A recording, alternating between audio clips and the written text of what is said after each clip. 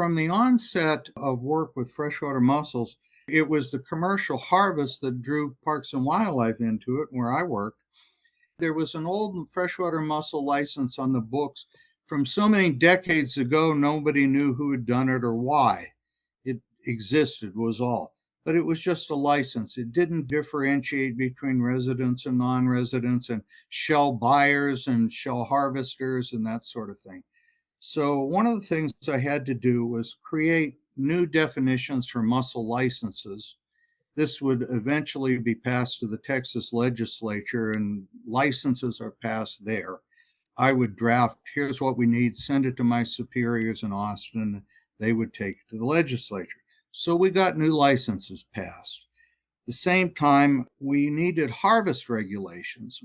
To do this, one of the things is look at the harvest regulations and types of licenses that were in other states where harvest had been going on for years and style what we'd done there. One of the things that we would do, for example, is put minimum harvest sizes on. Before you harvest an animal, you would like to see it grow up, mature, and reproduce. If you harvest them before they reproduce, pretty soon you don't have anything left to harvest. So with a lot of the commercials, literally all of the commercial shell species, they were found in other states, and we could look and see that, for example, washboard mussels were a very popular mussel. They get about 12 inches long, weigh about 4 pounds. They need to be at least 4 inches in shell height to reproduce. So you set a minimum size, you got to be at least 4 inches. If you're smaller than that, you got to let it go.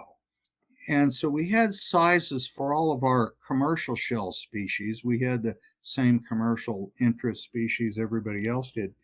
We also had one called Tampico pearly mussel that produces a lot of pearls, one of the ones that drew attention to the early Spanish explorers.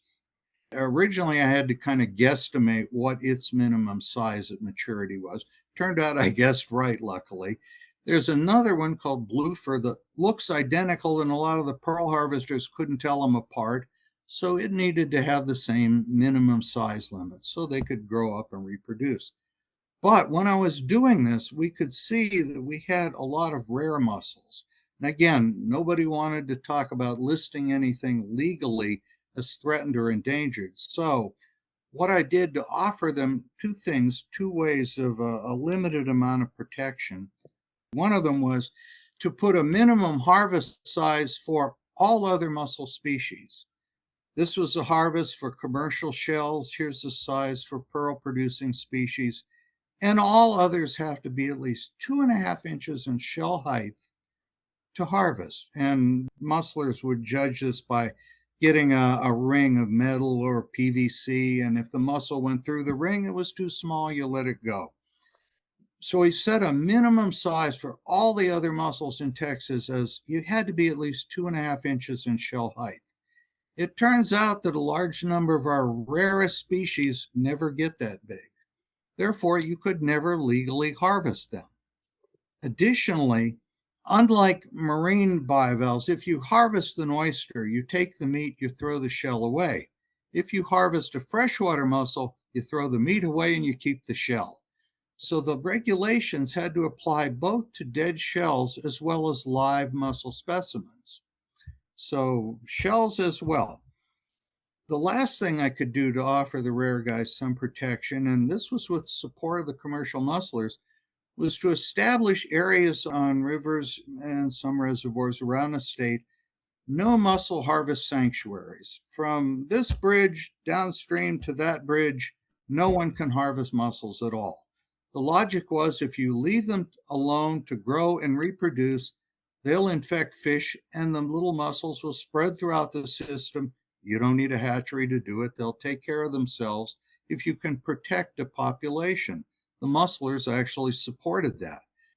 Well, some of these no-harvest sanctuaries supported some of our very rarest species too. And that process is continued over the years as well.